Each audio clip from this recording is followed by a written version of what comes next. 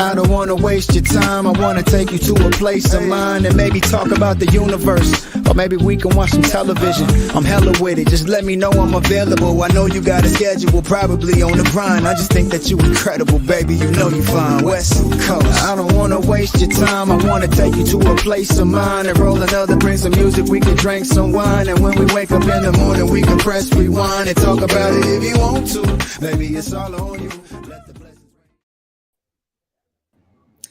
Hey guys, welcome back to Black is the New Green, a show dedicated to shining the spotlight on Black entrepreneurs and the amazing achievements of our community. I'm Michelle Taylor Willis, your host for today, and I'm super excited that we've got a live audience. Yay! Black is the New Green is an original show developed just for Radivision.com.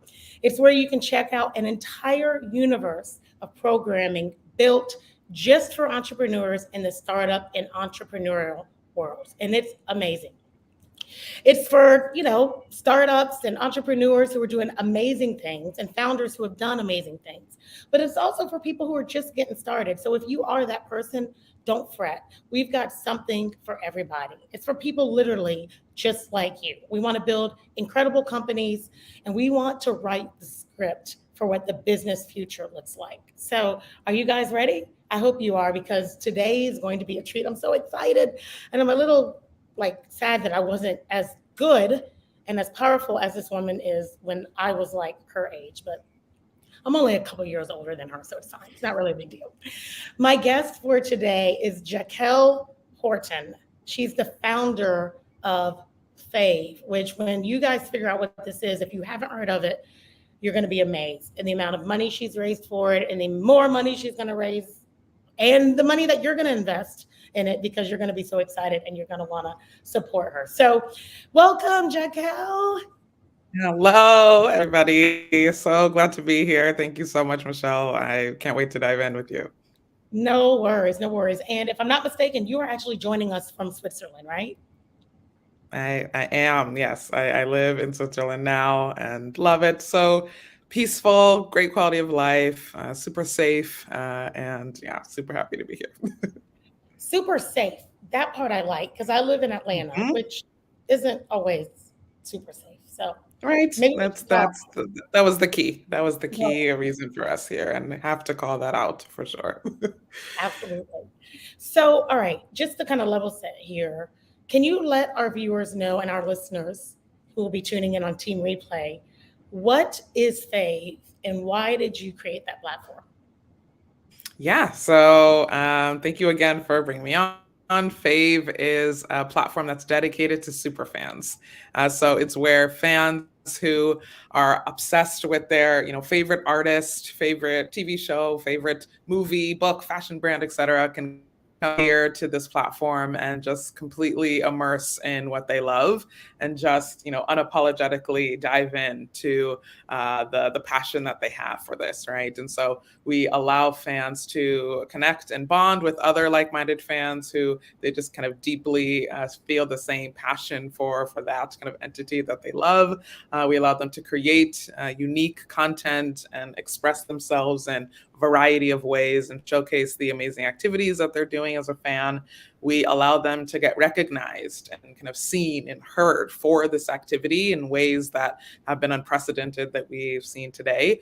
And we also have a marketplace where kind of all of this activity accumulates, where fans are able to sell things to other fans, put out their own unique pieces of work, and allow other fans to support them, right? While also getting something cool, new, and different that other be interested in getting as well. So it's a complete fan-to-fan centric arena for everybody to dive in and a safe haven for them all just to again kind of immerse in what they love.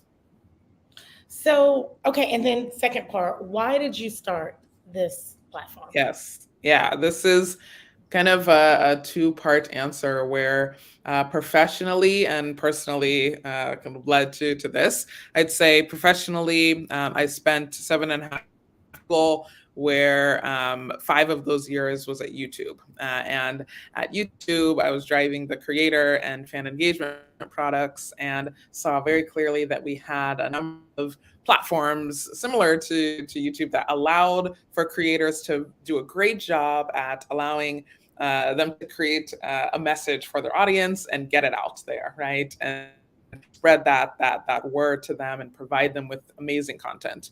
But anytime it came for the audience to react back to that content or to engage with each other or to participate in that content, right? The ways to do that were super limited. We just had, the ability to heart or like or comment, right? These very kind of light touch ways that for somebody who is in their room super resonating with this content, it was all it took was this, right? And that was the same thing that anyone that engagement really isn't there, right? Exactly. And so that was a big kind of hole for me of, okay, wait, there's a gap here. How can we allow people to come together who are all resonating around this thing and kind of sharing that same thread of passion together? What about them, right? So that was on the professional side. And then on the personal, I also was a fan when I was younger. I was a super fan. And so I, was the kid in their bedroom obsessed with their favorite artist, right? And I was, listening to every single lyric, knew every single fact. You still to this day cannot catch me off guard by not knowing, every single, how many freckles this man had. I had my parents have to say a password in order to come into the room. I, all completely decked out, no white space, like everything was surrounding this person, right? And so that who was that person? the person was Eminem. Oh! Eminem. I could not. I was, the original Stan. And could not you couldn't pass me with anything, right? Screen name, everything was around this person. So right, I'm sitting in my room obsessed with Eminem and realize, okay, as this passionate fan, I can, cross my fingers that maybe one day he'll come to my town. But, as a 12-year-old, like, okay, my parents aren't really going to allow me to go to a concert. Okay, like that's something. And then I couldn't afford to go buy like a $70 sweatshirt. And so it's like, okay, I am sitting here as a fan, but this artist is getting nothing from me, right? And that didn't sense to me. And so, fast forward, right, a few years later, imagining that, okay, with social media, like things are going to change and people will be able to, help in the monetization of the artist and this and that. But then it still seemed to be, okay, people are creating now fan art and covers and fan fiction and all of these different pieces as fans, which is incredible, but the artist still doesn't monetize any of that. And these communities are still super scattered and you still feel in your bedroom alone, obsessing over your favorite artist often, right? And so there, again, just seemed to be a way for artists to be able to participate in the monetization of what their fans are doing. And that's kind of what we allow, right? Where we allow artists to be an advocate for their fans and allow them to be their cheerleaders rather than feeling like they need to send a bunch of takedown notices or something, right? They're instead in business together. And so all of these things kind of came together as, okay, I must leave my comfortable nest here at Google and go do this myself and really blend the kind of knowledge of understanding how to scale these kinds of businesses, kind of working in the space with the personal understanding of the mindset of a fan and how that works, and really diving into a fan first approach. So that answer was so meaty. I got so many things. First of all, I think we need to be reaching out to Eminem to invest in the business. I mean, he's kind of like, part of the reason you did this. So Eminem, whenever you see this, because we know that you will, holla at your girl, okay? Let's start with that. I got you covered, girl. You didn't know you're about to get Eminem's now about to be your super fan. Wow, here we go. No, that still makes me like, hey, wait, no, let's not have I'm like, wait, hold on. So that's hilarious. either. So that's the first thing. Yeah. But there's a couple pieces here I kind of want to dive into. Yeah. One, you talked about this engagement, and this is actually one of the questions that I had for you because I think when people think about startup, tech, you know, founder, this space, we automatically associate kind of like this disassociation with emotion and a real kind of collaborative partnership. It seems so transactional, right? Yeah. It's a Absolutely. transaction. You raise money. This is a tech platform, or it's software as a service, and I mean it's just very in and out. Mm-hmm. And we know from being on socials that likes are great, but the comments, the conversations that happen in those text strings is really when the algorithm goes nuts for you, right? But there's still so many people that don't buy into that. You know what I mean? I think I look at so many things where people just don't respond to people that are engaging with them in their strings.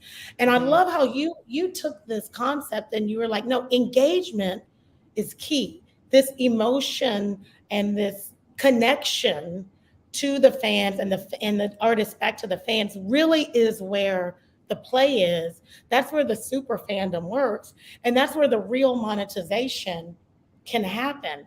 So I love. Did you think about that as you were building this out, or am I going too deep That with this? Yeah, that it is deep because it's true, right? It's like a lot of these businesses remain at that surface level, that transactional thing, as you pointed out. But I think what has had us stand out from the artist partners that we talk to, from the investors, and particularly, right, is because we're really, really coming at this from a authentic position that we are tying emotion around this, that we want that engagement to be much deeper than what they've experienced in past, and that connection of how the artist can engage best with their audience is really around how the fandom can resonate with the values of the artist and have that be something that again kind of runs through across everybody. And so as much as that is exposed and as much as you can see who the artist really is, or what they care about in the morning, or these kind of other off topics even beyond the IP, beyond the song, this is where we've seen so much attachment come from fans.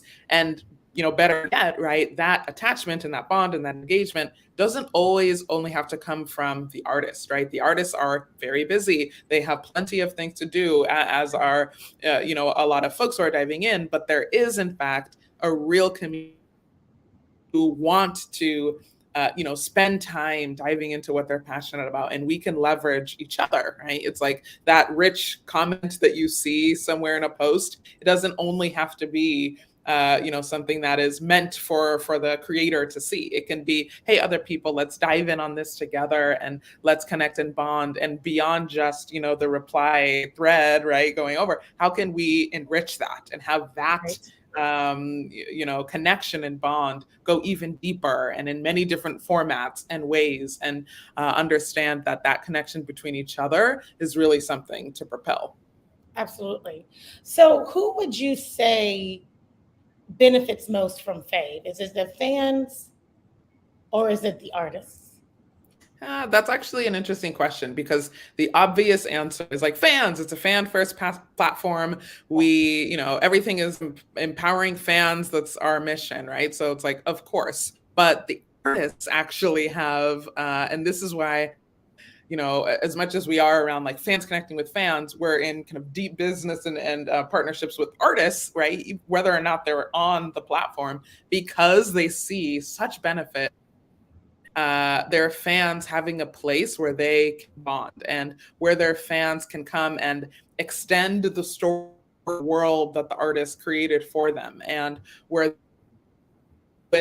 immerse in this world, right? And that's extremely beneficial for the artist, right? There's also so much kind of more win-win scenarios between the fan and the artist around a model like this, where everybody can benefit from somebody having a deeper understanding of who their fans actually are, beyond just a user ID that they see on, a streaming site, right? Where they have no Right. idea who that person is, what they do on other platforms. Whereas Fave allows a fan to be kind of capturing the 360-degree picture of who they are, understanding if they collect a bunch of merch that they have collecting dust in their bedroom, or they're, cheering for them all the time on social media, or they're consuming a bunch of content about them, or they go to events, right? Like all of these kinds of attributes are what Fave can capture. And rather than that just being like a data play for artists to understand their fans, which is valuable for for fans, we actually reward that. Or, in fact, a collector that has all this memorabilia and merch in your room.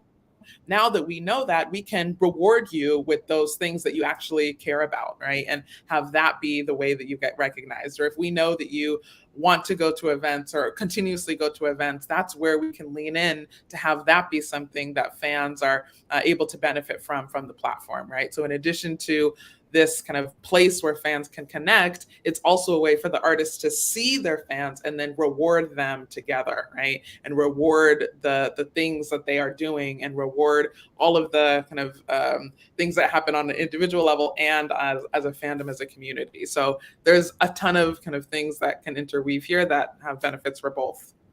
Got it. Yeah, it sounds like it really is mutually beneficial. Like no one Yeah, is there's really different winning ways. more than the other. So give me a scenario, because when you go on the platform, there's so many things you can do, right? I Mhm. love how you even pointed out that like fans can engage with other fans to like sell merch and buy merch and do all these Mhm. things. Can you give us an example for people who've never been there, they haven't seen it, they don't know? Can you kind of walk us through what happened so we can try to visualize? So I'm a fan, I come Mhm. to Fave, what do I do? Yeah. So you are a fan, you come to Fave. The first thing that you do is you select the fandom that you want to be a part of. We're diving into these kind of early tests with the BTS fandom, Army, the Taylor Swift fandom, Swifties, The and the Swifties, Bruno I Mars. saw that. Yeah. Yes, and the Bruno Mars fandom, Hooligans, right? And so let's say you're a part of one of these fandoms, you go there, you tap in, and then you're immersed into this world where you can post content and kind of get excited about an upcoming show got announced. For example, Army, they have a bunch of shows in April that we're going to be amazing activations for these fans, and they're all kind of going crazy around that, right?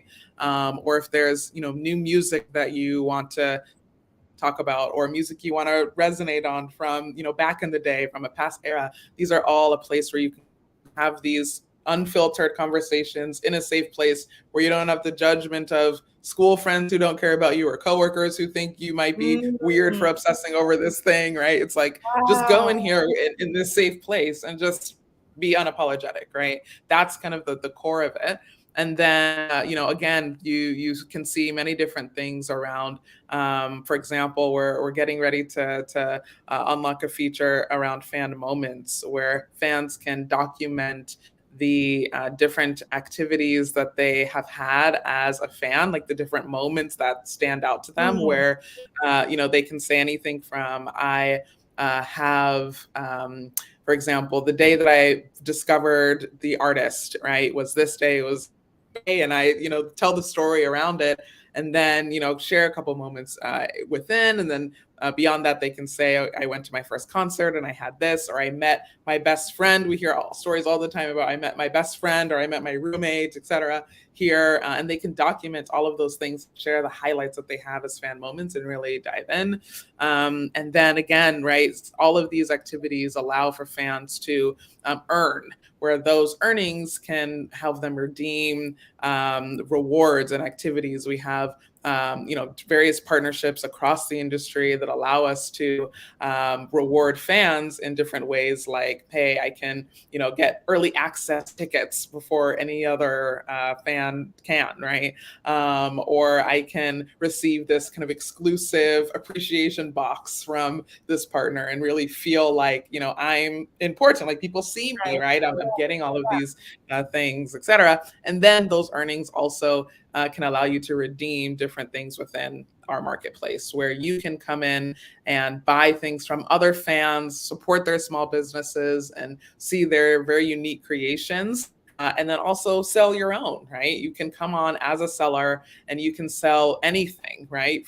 We have, bookmarks to pins to custom Nike shoes to, embroidered tote bags to, Wow. lamps, like the coolest things, friendship bracelets, right? That are, a nod to your fandom, or, share these inside jokes, right? And have, all of this creativity just felt within this. So you're home to dive in. That's It exactly seems what. like, yeah, it's like you could do everything as a fan. As long, I mean, obviously, you have to have the specific relationship set up with the artists. I get it, Mhm. right? But if that's who you are, and that it seems like it's like your one stop shop for whatever Bruno Mars is, whatever, as a Yeah. hooligan or as a Swiftie Mhm. or whatever, right? I Yeah, mean, and we're just at the beginning, right? It's like yeah, we have, of course, been tirelessly creating all these partnerships with fans, diving in with fans, like earned so much trust, which I'm so grateful for. You have no idea, around really pushing this forward for their needs. But this is just the brink of, this is just just the the start, beginning, and right? Yeah. Oh it's my still God, we have so. so much that we're excited for. Yeah, it is still so new. And congratulations too again, because you're so young. I mean, and to be, I mean, a couple I mean, listen, top 100 young entrepreneurs in the world. I did read that right, right? Yeah, yes. I'm like, wait, Yes. I mean, no disrespect. I'm like, I'm sure she's great. Did they mean United States? No. Did they mean Switzerland? No. Like the entire universe. I mean, that's huge, right? Top 50 um, in Europe. I mean, it's amazing. So, I mean, it's no wonder that you can come up with this amazing idea, because you literally have taken your passion, your knowledge, your intellect, and your experience. Because Mhm. we talk about this a lot, right? In the entrepreneurial space, a lot of times, especially as Black founders, we kind of want to shirk the corporate side, right? Oh, I can do this. I'm just going to start this business. But Yeah. you too, your experience at Google, 7 years, really gave you some insight on how to run a business and Yeah. start a business. And so you've taken that and then just gone, you've matched it with your passion and your purpose, and figure out how to monetize it. And this is something I talk about all the time. Surround yourself with people smarter than you. Find a way to monetize your passion, and the world literally Yes. is your oyster. So let's talk about finances a little bit and this monetization piece. Okay, Yeah. how do you guys make money? And then I know that you're fundraising, right? You just finished this $2.2 million seed round. Congratulations, Warner Thank you. Brothers Music, Techstars Music. I mean, you got some heavy hitters to invest. I mean, Eminem is coming on. I'm just joking. Yeah, we closed him yesterday now. Yeah, Eminem, come on, and I'll take 1/2 to 1% of that. Okay, but and so you just closed this round. You're about to fundraise again. So talk to us quickly about that process for people who know that they have to start doing that and how tough that is, and then Mhm. how you guys are actually monetizing the platform.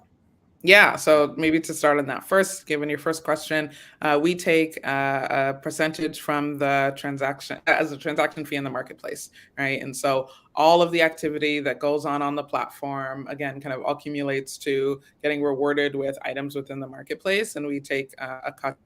We're also experimenting with other revenue streams, other ways to make sure that small businesses are empowered on the marketplace, in ways that we can kind of play with some of this. And so again, the benefit of being in these early days is you can run some of these experiments to see what works best and how you can empower your users, right? And for us, our fans. And so, Mm. but right now, right, it's around a transaction fee in the marketplace. And then fundraising, that whole world, right? Yes, we have been super grateful to have raised from these amazing strategic partners in the industry, right? You mentioned Warner Music, Sony Music, Hybe, that has BTS, Justin Bieber, Ariana Grande, J Balvin, right? All of these folks that have come in to help support us, push us forward.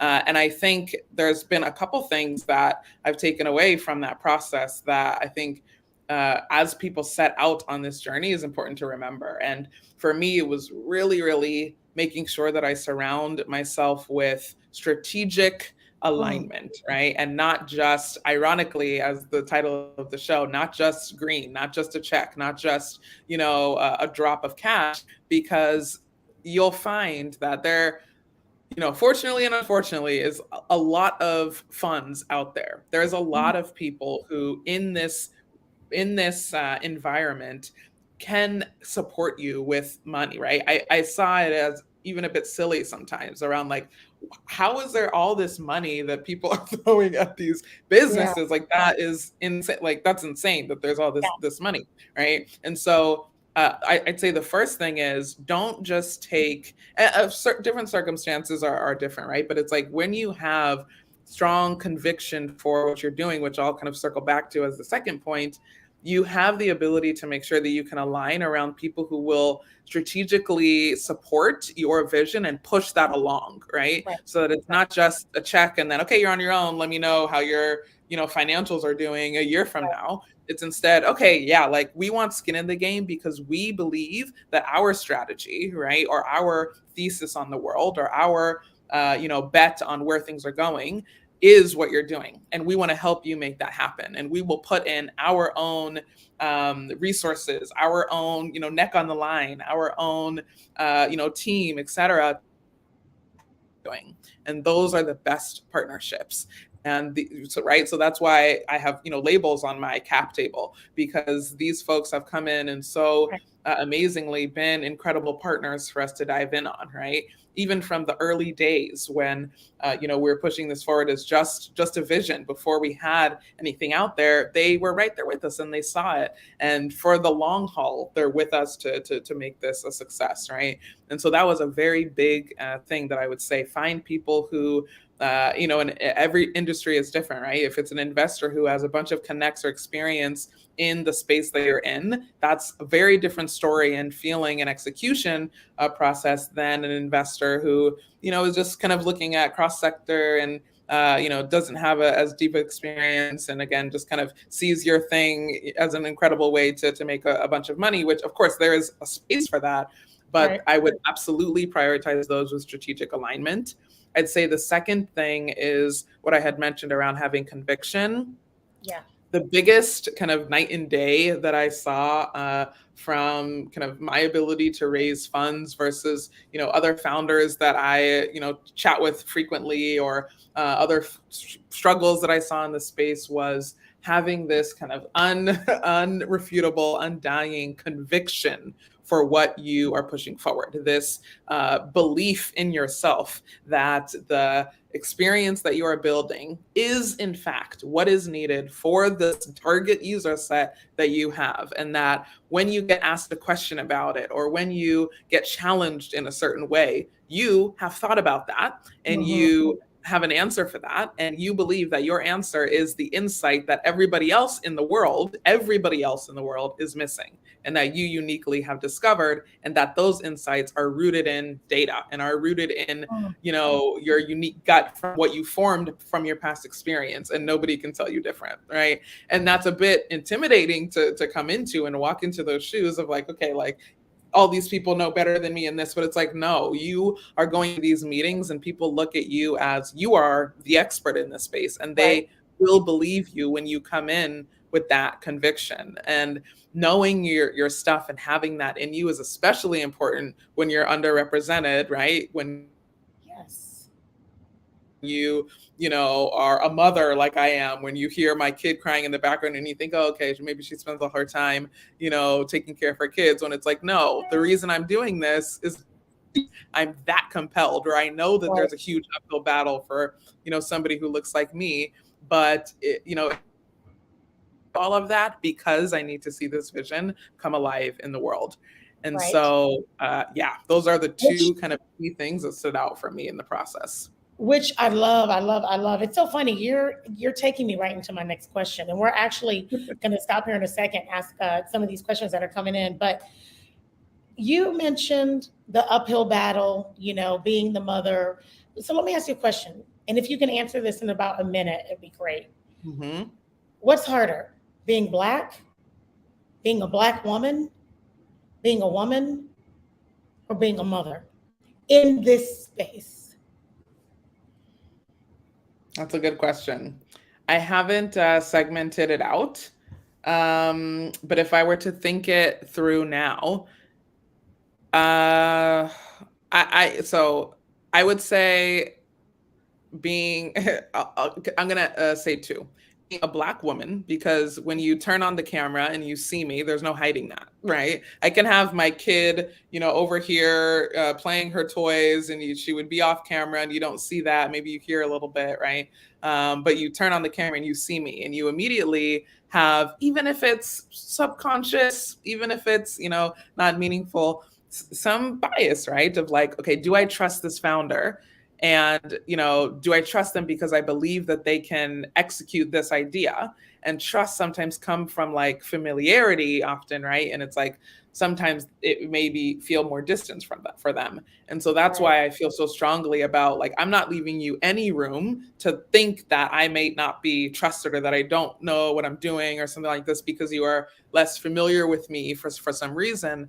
I'm not leaving any room for that, right? And so I think that's why the conviction comes more. But beyond what people see from me when they turn on the camera, being a mother, I wouldn't say it's harder. I would say, frankly, that it has sharpened me much, Mm, much stronger to be a better founder, mm, because you don't have any room to kind of waste the day away or yeah, do things that yeah, aren't valuable, right? You must be right. efficient in your time, because you have a completely other double full-time job waiting over here asking for That's some right. pasta, right? And so that is absolutely what takes priority. But of course, different ways to look at that question.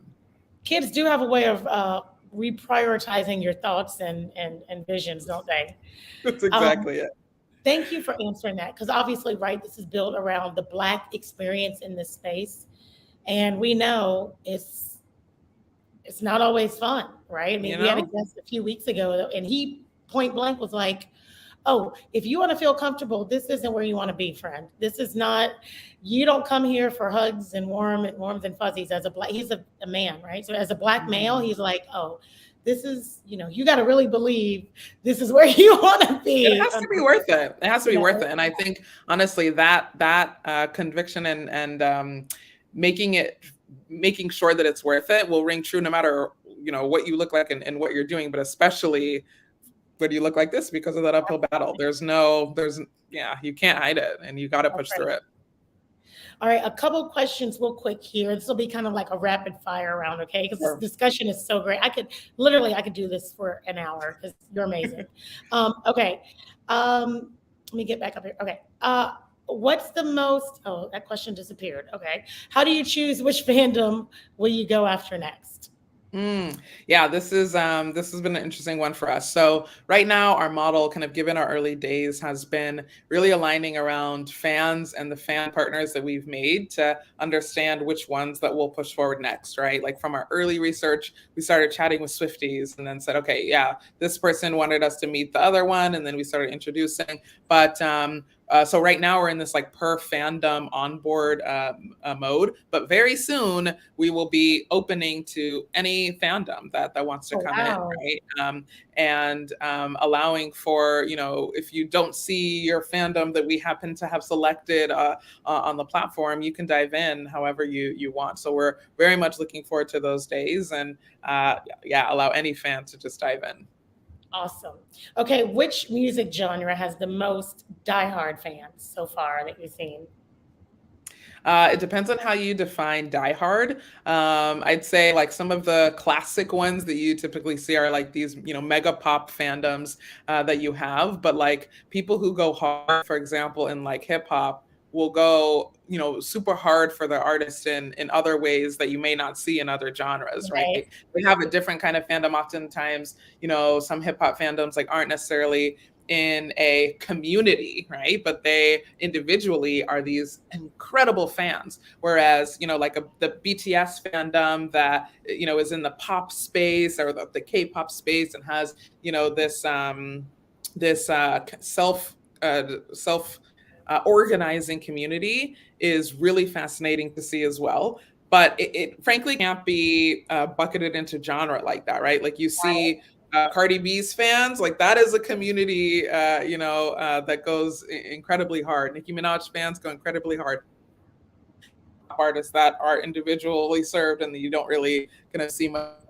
Yeah. But yeah, it's every single fandom that we found is different. You can't really bucket them. Big learning for us. Well, congratulations on all your success. I guess you'll be like top 10 in the world in a couple of years, I guess. So how can people invest and support you and find you? I appreciate it. Reach out to me, right? I'm at Jaquelle at faveforfans.com. So FAVEFORFANS.com. Just reach out, right? Hit me up on LinkedIn. I think, if you have questions in the space, if you are passionate around this world, if you believe in what we're doing, I'd love to kind of connect with folks who believe in this as well. It's a tight community, and those who see it, we need to kind of stick together and push forward and rock the world. So yeah, anyone who would love to partner, I'm happy to connect. Awesome. Thank you so much, Jaquelle. And I hope that we can stay in contact. I'd love to do whatever I can to support you. And thank you for watching and for listening. This was an amazing journey and it's still going. Like she said, she's just getting started. Guys, if you weren't live with us today, you can always find the show on radivision.com. We've got a podcast. There's no reason. You can multitask, be inspired by amazing Black stories, amazing Black founders. There's no excuse not to be watching or listening to Black is the New Green. My name is Michelle Taylor Willis. You can find me at Michelle Taylor Willis on just about everything. We're right here every Wednesday at 9:30 a.m. Pacific and 12:30 Eastern time. But until next Wednesday, we'll see you next time.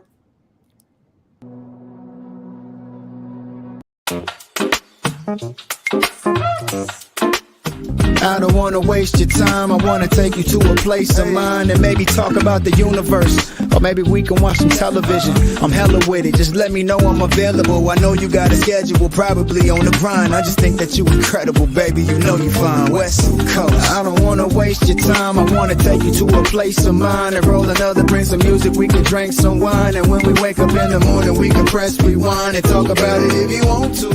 Baby, it's all on you. Let the